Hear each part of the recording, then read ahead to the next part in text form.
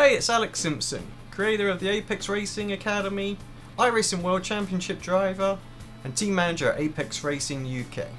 For 2 years, I've been training drivers how to improve in their race pace, how to build setups that fit their driving styles, and I've got a great training video for you. So the Apex Academy has completely changed how sim racers train and develop both their on and off track skills. Most of the largest, most successful teams already have all of the knowledge they need that they can share with their team members that will allow them to maximize their results and successfully go for pro. The Apex Academy is unlocking that knowledge to give you the best possible chance to improve on track. It's not just for individuals, we're here to help drivers and other teams as well. It doesn't matter if you're new to sim racing or you want to go for pro. If you have the desire to improve on track and learn the thousands of different setup combinations, this will help you. I have a lot to cover and not a lot of time. Included with this video is a PDF you can download, follow along with and reference back later.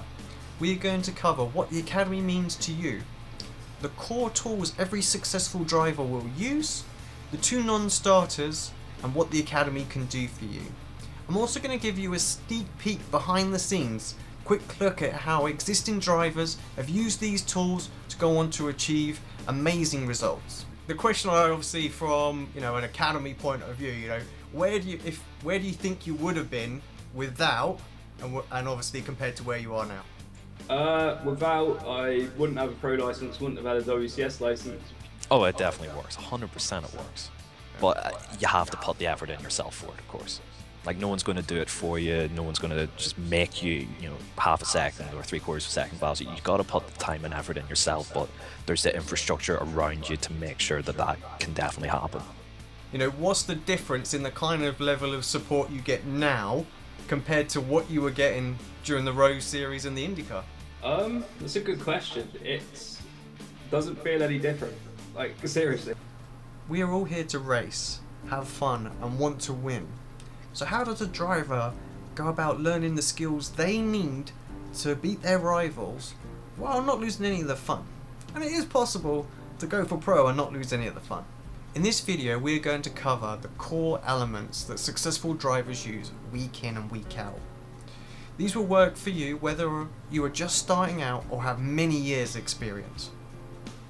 There are a lot of tips, tools and programs out there that say they can help you improve on track, many of which can, but I just want to warn you now, this is not a get quicker scheme or some program that's going to set your car up for you. This is about real world processes that has helped many sim racers. I want to emphasize this is not theory, it has a proven track record. Our members have won countless races, top split Indy 500. We have had members gain pro licenses and even world championship licenses. I have a total of 4 videos for you. In this first video, I will teach you how to successfully get started in a car in a series, plus the tools that will aid you in achieving results on track. But before I do that, I want to talk about 2 things that will stop you dead in your tracks. First up is I know this. Often we overlook something because we think we already know it, or we've tried it in the past. You don't want to do that. You would already have seen people using the same processes as well as tips from past members. It's one thing to piece together tips, it's another to get a look behind the scenes. How and why is part of the training inside the Academy. Second is I disagree. This is very natural. Some of what we teach may seem irrelevant or pointless, but you will soon start to see why. The Academy has a wealth of experience with 9 pro drivers and a whole host of real world races. Now, I have blown my own trumpet a lot, but that is not how I got started. In fact, it couldn't have been any further from where I am now. When I think about how I got started racing and where I am now, it just blows me away. Some drivers have natural raw talent. They can just jump in a car and drive the wheels off of it in 2 or 3 laps time. I'm quite the opposite. When I first started racing, I was driving Codemasters F1 2010. Don't laugh. It's what got me into racing and I'm extremely grateful for it. The AI was boring and I thought, why not try and find some sort of online series that I could race real people, and like me, they wanted it to be fun but also clean. I soon found the Apex Racing League and set about getting the best time trial time I could to get access into the league. Had the driving line on, auto gears, traction control on full, and ABS brakes. If there was an assist, I had that thing cranked right up. I remember fighting so hard on the forum when they said they were going to turn off most of the assists for the races. I'd never drove the car with anything less than all on, so it was going to be tough when they decided no traction control or ABS.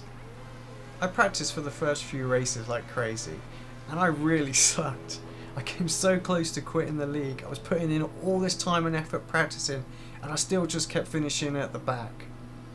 Fortunately, I had a really good teammate. We had a lot of fun practicing together, and if it wasn't for that fun and the advice that he gave me, I'm pretty sure I would have stopped sim racing there and then. Over time, I got better and better. I learned more and more and turned even more assists off. This had the great advantage of also making me get a little quicker. Those assists do nothing but slow you down. It took some time, but I got into a position where I knew the tracks, the car, my competition, and most importantly, my own weaknesses and how to overcome them. It was only in the second season where I was able to take the Apex Racing League title. Fast forward about a year or so, and I was told about this new sim. Well, it wasn't new, but no one in my circles had heard of it before. It was iRacing. I signed up so cocksure of myself. I was a PS3 champion. I thought I was just going to come on here and completely smash it. Wow, what did I know? I got completely smashed in rookies. I had absolutely no idea how these aliens were doing these lap times they were pulling out. Their PBs were like a second faster than my optimal times. Again, I took the time to learn the cars, find the tools and the tips that the alien guys were using and sharing. Over time, my results got better and better. My I rating kept climbing and climbing. My friend from the ARL days saw the improvement. He slowly started twisting my arm to convince me to go for pro. Something I never really gave much thought before. I'd watch the races, the guys just looked completely out of my league. But I was never one to shy away from a challenge, so, well, I thought, why not? What can I say about my first season? I was completely humbled. It was just like being a rookie again. I had no idea how to set up the Williams. I was way off pace. The first few races, I was just miles behind. There were so many gaps in my knowledge that just kept me from making a real shot at going for pro the first time I went for it. That said, over the course of the season, I was learning again. There was drivers on the forum, they were sharing information, the tools and tips you needed to be quick in the car. All the resources were there, and I was just slowly working my way through and picking up a bit of pace. Towards the end of the season, I was actually fighting towards the front again. I realised that I had a real chance of going for it the next season. It took me a year, but in 2013 I got my pro licence. I wasn't the quickest that season, but I had improved enough to get my pro spot. I carried on practicing throughout that year, learning more and more where I could, and when the pro series came around, I was ready to go for it. I had a great season. I managed to get a couple of podium positions, including a win at Road America. I learned something new every day, but it was those first few jumps in ability back with F1 2010 that give me the belief that I could do it. Once you improve for the first time, you just have to do it again and again. This is what makes me so passionate about the Apex Academy. I believe anyone can improve just like me. All you need is the right formula and hard work. What is the secret? How do you go from fighting at the back to competing at the top? Well, I've put it all together in the Apex Academy, and I'm going to share some of that with you today. Preparation. This covers so many things. You're never going to compete at the sharp end if you're underprepared. Once you've picked a car and a series that you want to race in, you have to understand all the basics if you're ever going to have any success. Included in the PDF shared with this video is a simple checklist of everything you need to cover the basic preparation. What type of weather is the series running? It could be fixed, it could be dynamic. It has a massive impact on the car, and you need to know which one it is before you go into a race. Is there a setup shop? If there is, there's so many resources in there at your disposal. Try the setups in there. Find the one that fits your driving style. That's the one you should work with to start off with. Have you reviewed any shared hot laps? So many people share their hot laps on the forums these days. Check them out. Find out where it is that you're losing time. Are you braking too early, too late? Are they running a lower downforce trim? All this information can be gained from that video. Have you reviewed the forum? Again, it could be things like how much fuel you need to run at the start of the race. target times, all this information. You need to know exactly what's going on, and the forum is such a great resource for that. One thing that surprises me that so many people miss is they don't map all their in-car adjustments.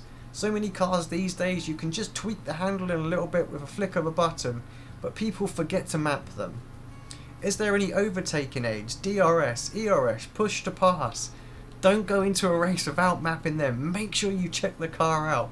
There's nothing worse than entering a race and you haven't got your push to pass button mapped. When is qualifying? How many laps do you get in qualifying? Have you even got a setup for qualifying? You don't want to enter a qualifying session and be completely unprepared and have to scramble to make one. Have you practiced qualifying in a practice session first? It's definitely worth doing so you know exactly how many laps you can get in. If you're in, say, something like the McLaren, how much energy you're going to use, how much fuel you're going to need. Just like qualifying, you need to know when the races are. Most forum posts nowadays will have a schedule of the times of day that most official races go. You need to know how long they are as well. It amazes me how many people ask me how many laps races are, or I see it in chat sessions. You know, do you need a pit stop?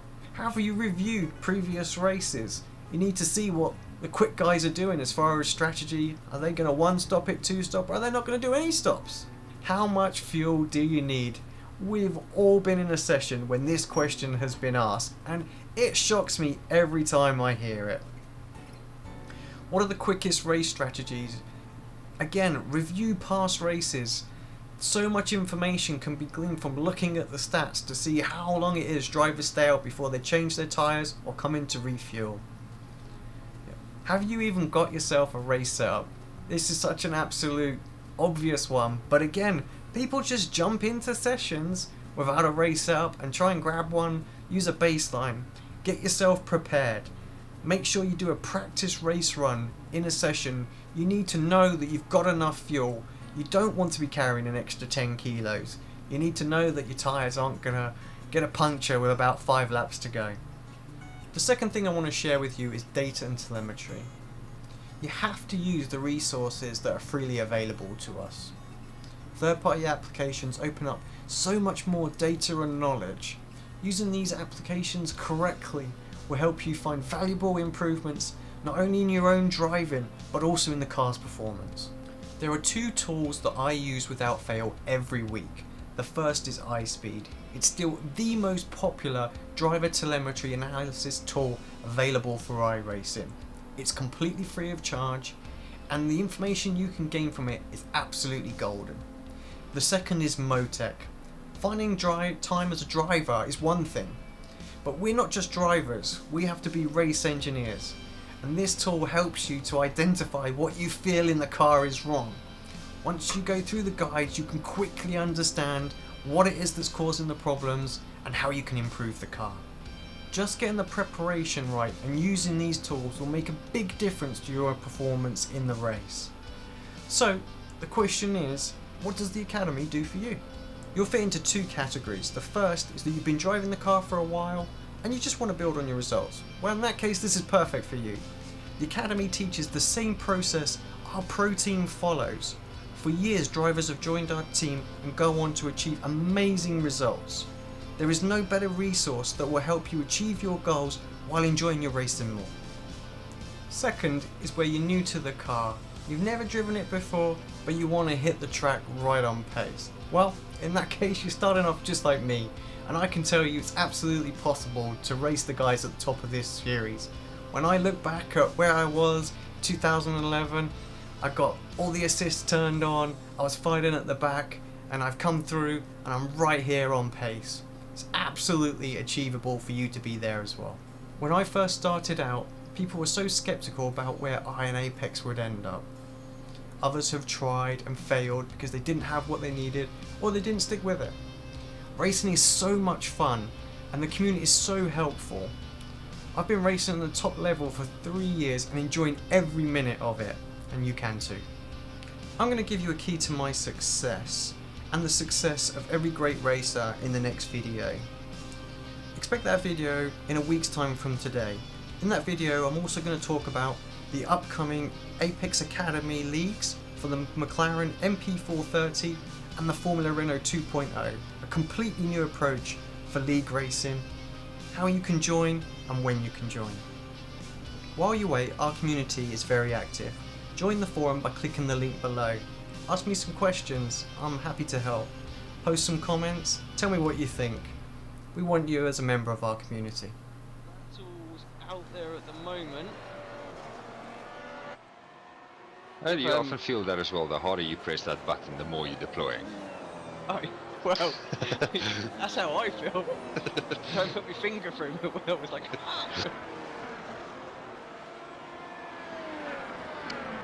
Barring any mistakes, Jensen should be able to keep hold of the second place here. We've got 3 corners to go, 2 corners to go.